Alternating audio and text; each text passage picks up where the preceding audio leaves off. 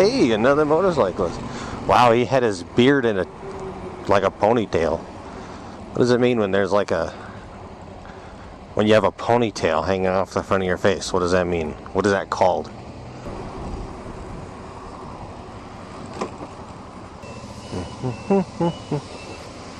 Good morning, everybody and anybody. I need to wash my bike. It is dirty. Let's go over here.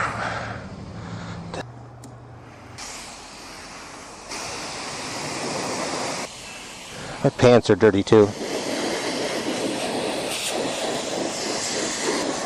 There we go. Yeah. Now I got clean pants too.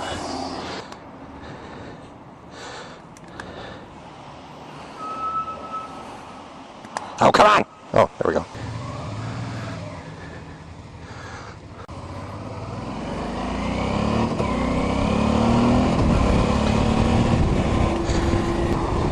Today we're going to talk about 5 things, if I can come up with 5. 5 things that you should know about motovlogging, that you may already know about motovlogging. Number 1, it's more difficult than it sounds. You get the impression that, oh, all you got to do is just, talk. You just go out and you just talk and blah, blah, blah, blah, blah, blah, blah. There's like this initial awkwardness where you're like, okay, I'm going to go make a motovlog. Yeah, this is going to be awesome. And you get out there and you're like,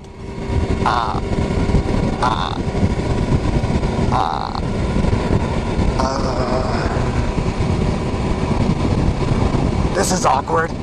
I think that passes after a while. And then that brings you to the second thing, is what to talk about. Because everybody has ideas. At first, I had like a whole bunch of ideas. And I did those, and then I was done. And I was like, dang, now I gotta think of something else. I can't think of anything. I'm all washed up 5 vlogs later. And you start coming up with new things.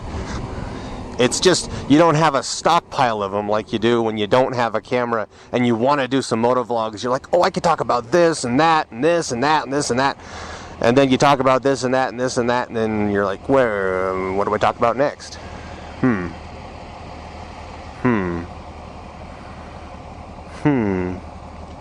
Number 3 is editing. And that encompasses quite a bit. If you don't enjoy editing videos, or if you don't enjoy just tinkering around with a movie maker or some kind of editing software, you're not going to like motovlogging. If I want a video that's going to take 10 minutes, I'm not a really fluent talker.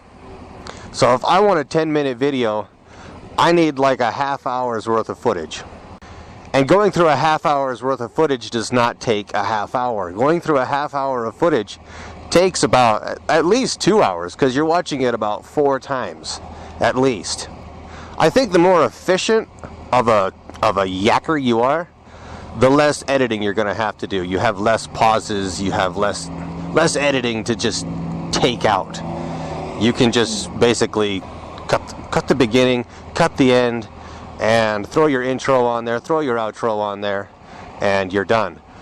I really try to focus on writing, and so there's times when I just throw the talking out the window and I just pay attention to what I'm doing, and I think that's good.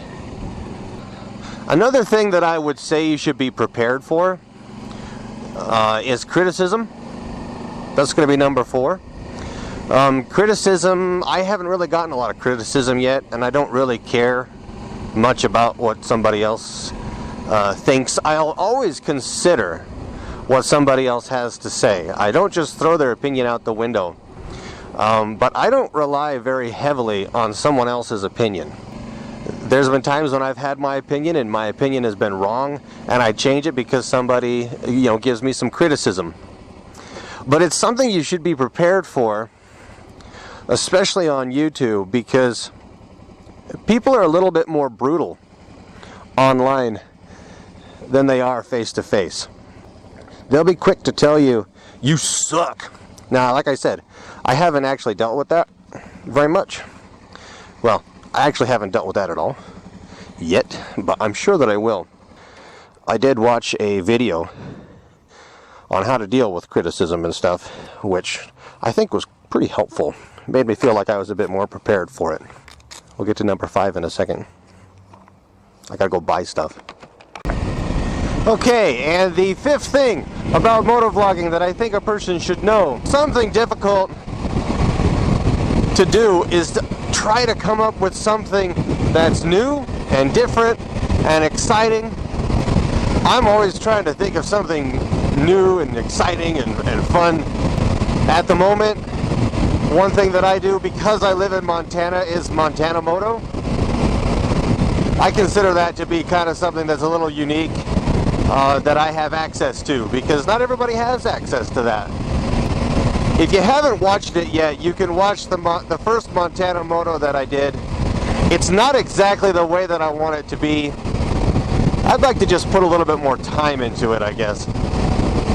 But those kinds of things can take up a lot of time, and it kind of gets enveloped into the editing, because, you know, say that I want a shot of where the camera's on the side of the road and I'm going to ride by it and it'll have some music playing. That shot is going to be maybe 5 seconds long. But to get that shot, you've got to pull over, you've got to set up your camera, get it angled right, ride down the road, turn around, go past the camera. Once you're past the camera a little ways, you got to turn back around, go back, grab your camera, put everything back together, and put it away in your bike, get back on your bike, and then you can continue riding. And that can take anywhere from maybe 5 minutes to 10 minutes, depending on what you're doing, for 5 seconds of footage. For every 5 seconds of video that you have, you basically have 5 to 10 minutes. Now, it's not always like that. Some shots take longer. Some shots don't take near as long. But see, Montana Moto, that's just something that I do. Whatever you're going to do, it's going to be different. And it could take even more time than that. But the point that I'm trying to make, I guess, is just that the time that it takes to make these videos, even a short little video, the mass amount of time that it could take. Not saying it will, but when you're bringing something new to the table is what I'm trying to say, because I think that motovlogging is kind of going to take a step down here pretty quick.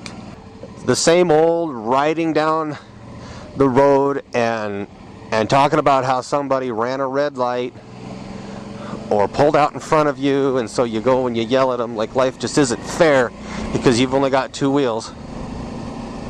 And they're idiot drivers. I think that's definitely going to fade away from as far as the popularity standpoint. I think people are going to get tired of watching that. Maybe not. So those are 5 things that I feel someone should know about motovlogging. They're not at all meant to discourage anybody. If you're wanting to motovlog, do it. Because sometimes you can stumble across a channel that has, like, you know, anywhere from 1 video to, I don't know, 20 videos, and they haven't posted anything since 2014 or something. And I wonder what happened in situations like that. I'm wondering if they hit a wall. Did they get some criticism and just really not take it well? Did they realize that, dang, I have to sit in front of a computer for an hour for every minute that I go out and motovlog? That's a little extreme. Or maybe they couldn't figure out something to talk about. I think you have to figure out that you need to do it because you enjoy it. You need to do it because you want to. Well, thanks for watching the video. I hope you enjoyed it. I hope you enjoy the rest of your day. And we will see you next time. Bye.